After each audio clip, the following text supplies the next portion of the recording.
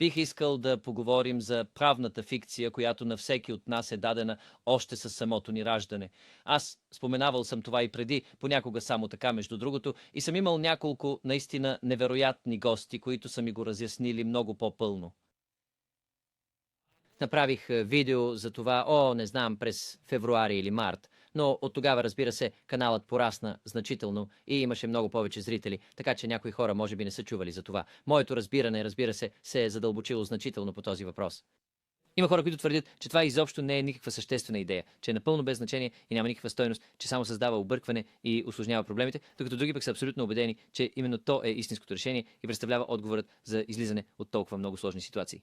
Така че може да допусна някои грешки по този въпрос, тъй като разбирането ми е доста ограничено, разбира се. Аз разглеждам тези неща едва от един много кратък период от време, но сега изглежда по-важно да разберем кои сме и кои не сме.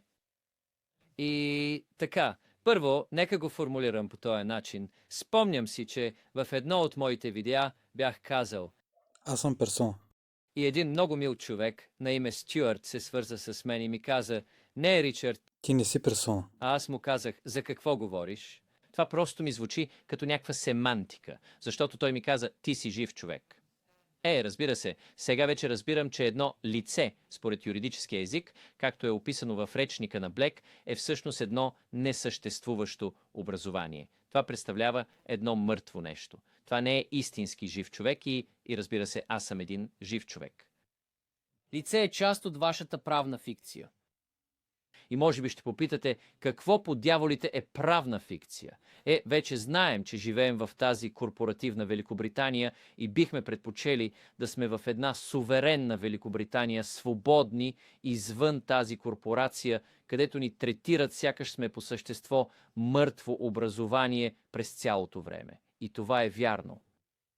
Когато се родиш, може би си чувал това много пъти, разбира се, когато се родиш, родителите ти уведомяват регистъра, че си се родил, за твоето раждане. Сега това е голяма част от всичко това е свързано с адмиралтейското право. Няма да навлизам в подробности за това, защото е част от цялата система, но може да бъде доста объркващо, ако сте нов в тази материя. Родителите информират длъжностното лице по гражданско състояние и то съставя официален документ за вашето раждане, който в последствие се превръща във вашия акт за раждане. Вие получавате копие. Разбира се, вие не получавате самия оригинал, защото оригиналът, доколкото ми е известно, бива обезпечен с облигация и поставен под доверително управление при хазната. Така че хазната, доколкото аз разбирам, инвестира определена сума средства и след това тази облигация, този тръст, се търгува активно на фондовия пазар и генерира печалби.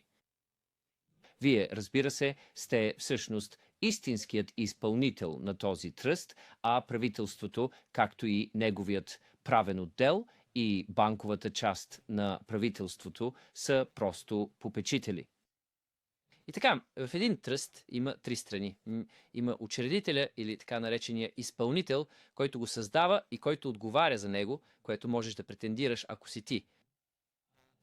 Има, попечителите, които извършват цялата необходима работа, а след това е и самият бенефициер. Той е на твое име. Това е твоят личен тръст, така че ти си изпълнителят и единственият бенефициер. А правителството всъщност са попечителите на този фонд, или пък банкерите, или пък правният отдел, както и да го погледнеш. Това продължава. Разбира се, те не ви го казват. И така, макар че този тръст е учреден, по някакъв начин той е нищожен и недействителен, защото трябва да знаеш, че тръстът съществува, за да можеш да бъдеш част от него. И ако не знаеш, ако както в един договор и двете страни не са, договора не е разкрит, условията и клаузите не са разкрити и на двете страни, тогава всъщност той е нищожен и недействителен. Обаче те не ви казват това, а облигацията съществува и продължава да носи печалби. Вие разполагате с огромна сума пари, потенциално милиони британски лири в този доверителен фонд, който, ако не го потърсите и заявите, става собственост на правителството. Но всъщност тези пари са си ваши. И така, тогава вие получавате едно име, което е регистрирано, което е вашето име, и ще забележите цялата комуникация от официални органи, като правителството, Името ви с главни букви ли е изписано? Сега, тази капитализация, за която си мислите, че е на английски език, всъщност представлява юридически жаргон, един вид кучешки латински, ако предпочитате. Това е на съвсем друг език, защото произлиза от речника на Black Laws Dictionary. И речникът на Блек по право, който е този гилдиен речник на адвокатската колегия, използван от съдилищата, на цялата правна система, на корпорацията, която правителството използва в своята дейност, който, разбира се, е с римски произход първоначално и е неразделна част от каноничното право. Но не позволявайте нищо от това да ви обърка. Просто когато получите писмо и то дойде и пише вашето име, това, което смятате за ваше име, защото изглежда като английско, защото е изписано с главни букви, то идва при вас и казва, трябва да платите общинския си данък и това е сметката. И то, ето го, пише Ричард Воупс с главни букви. Това не си ти. Това е една правна фикция. Някои хора в Америка го наричат Сламения човек. Аз всъщност не харесвам този термин. Звучи ми неясно и не е 100% точен. За мен правната фикция е по-добре, защото това е просто едно име. Тя е нещо мъртво. Тя е само на един лист хартия. Това не сте вие, защото вие сте жив мъж или жива жена. Това си ти. Така ти се идентифицираш. Поради вашия жив статус, а не някакъв лист хартия с думи, изписани с главни букви. Сега, ето защо е изключително важно да разберете този много основен принцип, защото много често сметки, призовки или съдебни дела и производства ще бъдат изцяло оформени в тази правна фикция. И все пак трябва да разбереш, че това, за което говорят, изобщо не се отнася за теб. Вие всъщност сте не просто жив човек, мъж или жена, но сте и изпълнител на завещанието. Така че си представете това, сякаш имате родител, който е починал и ви е оставил вие да се грижите за всичко. Знаете ли, когато аз трябваше да направя това с баща ми, когато сте назначен за изпълнител на имуществото на починал човек, плащате сметките от неговите пари, които са в неговата банка, парите на починалия, които се намират в банката на починалия. Вие уреждате всички финансови сметки и задължения. Това е вашата роля. Това е ролята, която вие всъщност изпълнявате, когато получите някаква сметка от правителството или от някой държавен служител и на нея пише, например, за общински данък или глоба за превишена скорост или пък нещо от този род и е с вашето име изписано изцяло с главни букви. Говорят за това мъртво образование. Така че представете си го, сякаш е някой ваш починал роднина, а вие сте изпълнител на неговото наследство. Разбирате ли, вие сте изпълнител на това наследство, което е това име, което е записано във вашия акт за раждане, така че го гледате. На него пише Ричард Воупс. И това, което се случва, е, че допускаш грешката и им даваш парите от твоята банка, от твоите спестявания, от твоите доходи, но вече има създаден доверителен фонд. Така че, когато получите тази глоба за превишена скорост, или пък сметката за общински данък, или тази от данъчните служби, или каквото и да е, парите вече са там. Те се намират в доверителен фонд, а вие сте изпълнител на този доверителен фонд. Така че, когато пристигне някоя сметка, вие просто казвате: "О, добре, ще ви платя парите. Няма абсолютно никакъв проблем." И вие на практика ги инструктирате да изтеглят парите от вашия доверителен фонд. Разбира се, те не желаят вие да знаете това и няма да ви позволят да го направите, нито ще ви помогнат, но всъщност ето какво се случва. В следващите ни видеа ще поканя моя добър приятел Стюарт, който е свършил огромна част от тази работа и той може да докаже, че се е занимавал с това, защото го прави от доста дълго време. И ще разгледаме това малко по-подробно, за да ви помогне да разберете, че има начин да си поискате това доверие и да напътствате хората.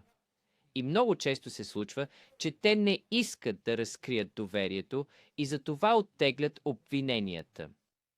Те го правят така, че дори да не ти се налага да ходиш до съд, защото, виждаш ли, в съда един магистрат, например, полага клетва, публична клетва, клетва пред цялото общество.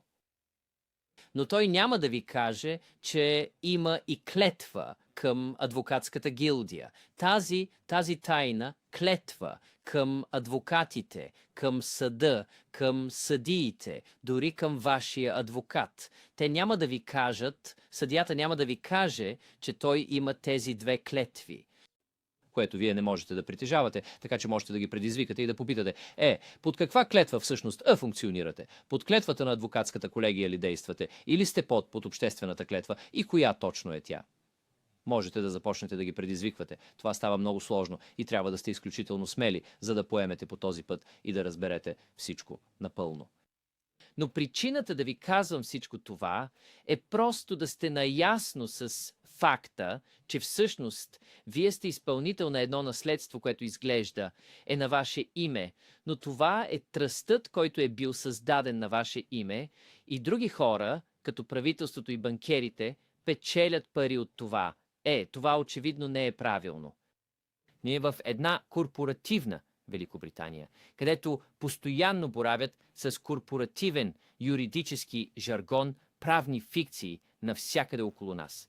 Ето защо казвам, че си струва да се обмислят тези концепции, защото в крайна сметка те ще бъдат от полза както за вас, така и за мен. I want to talk about the legal fiction that we've all been given when we're born.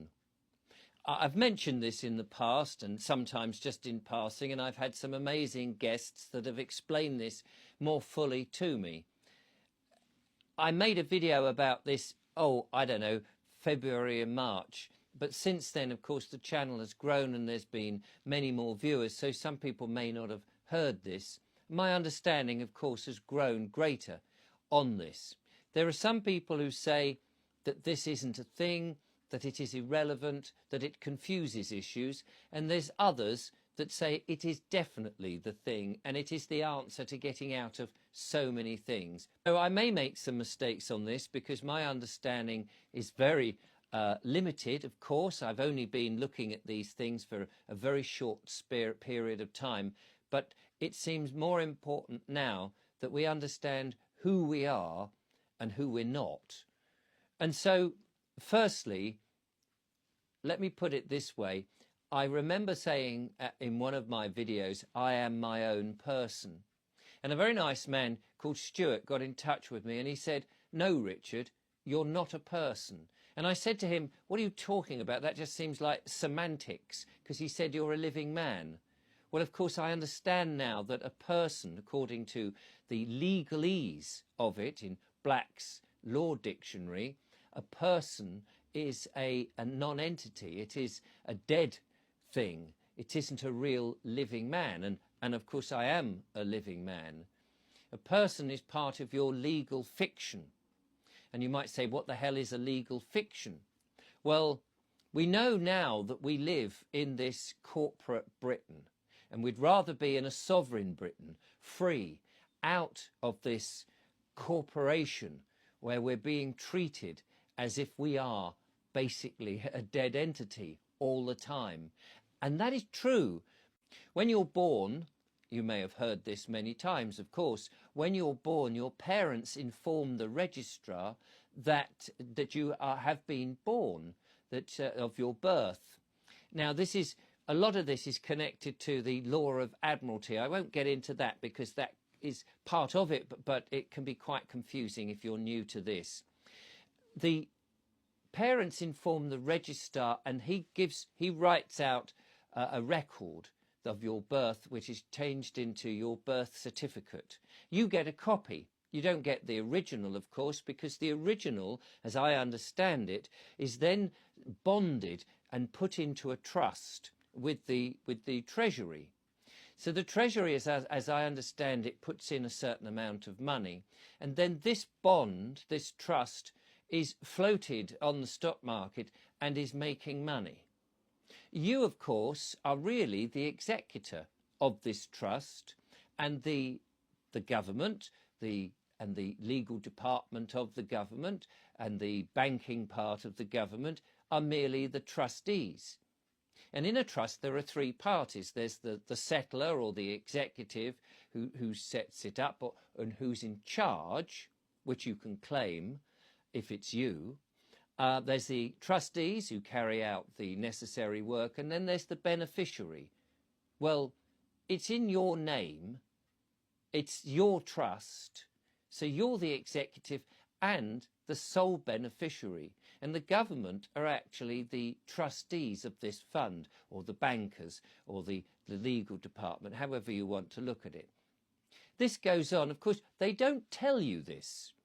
So although this trust is set up, in a way it's null and void, because you have to be you have to know that the trust is there to be part of it. And if you're not, like in a contract, both people are not, the contract is not disclosed, the terms and conditions are not disclosed to both parties, then actually it is null and void.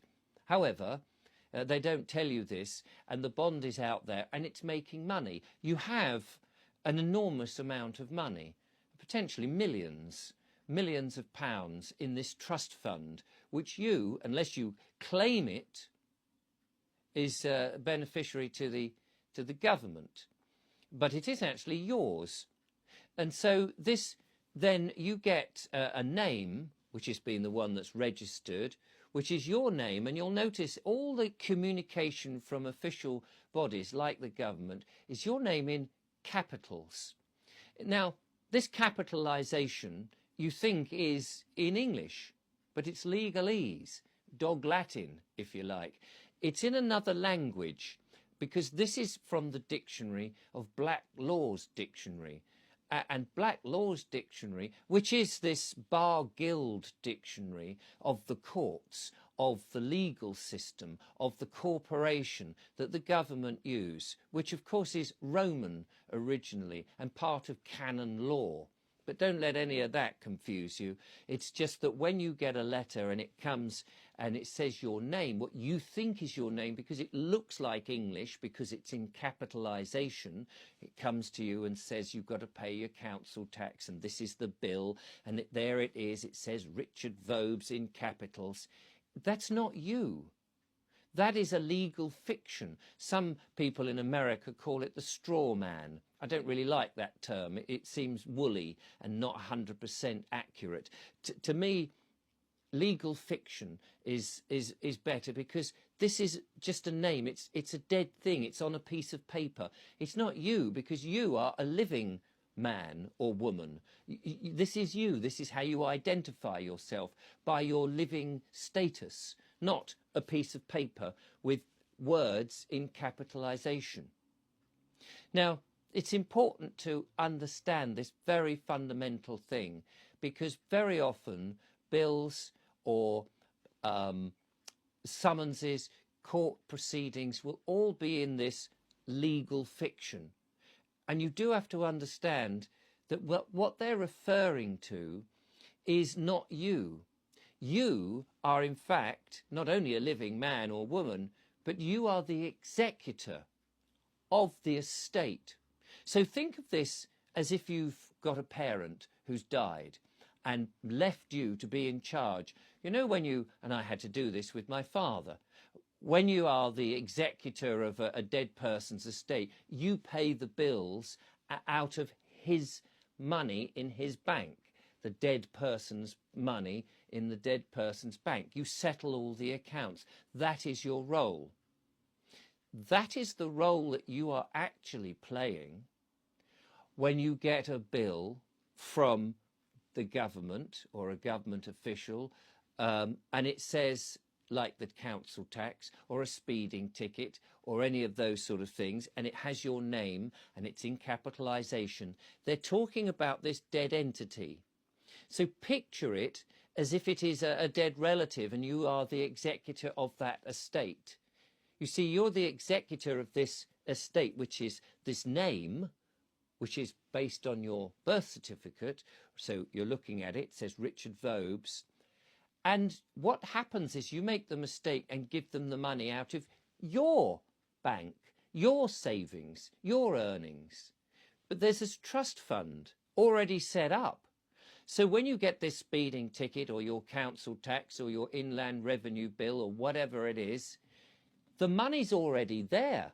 It's in the trust fund, and you are the executor of that trust fund. So when a bill comes in, you just say, oh, okay, I'll pay you the money, no problem at all. And you instruct them effectively to take the money out of your trust. Of course, they don't want you to know this, and they won't help you do this, but this is what's going on. Now, in future videos, I'm going to bring on my friend Stuart, who's been doing a lot of this work, and he can prove that he's been doing this because he's been doing it for some time. And we're going to go through this in a bit more detail so it can help you understand that there is a way to claim that trust and to instruct people. And very often what happens is they don't want to reveal the trust, and so they drop the charges. They make it so that you don't even have to go to court, because you see, in a court, a magistrate, for example, will have a public oath, an oath to the public. But he won't tell you that he also has an oath to the bar guild, the secret oath to the lawyers, to the court, to the judges, to even your solicitor. They won't tell you, the judge won't tell you that he has these two oaths, which you can't possibly have. So you can challenge them and say, well, which oath are you actually operating under? Are you operating under the bar guild oath, or are you under the public oath? And which one is it?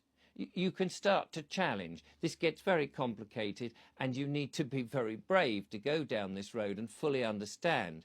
But the purpose of me telling you this is just be aware that actually you are the executor of an estate that appears to be in your name, but it's the trust that's been set up in your name, and other people, the government, the bankers, are earning money on that. Well, that clearly is not right. But in a corporate Britain, where they're dealing in corporate legalese, legal fictions, left, right and centre, this is why I say it is worth entertaining these concepts, because ultimately they're going to benefit you and me.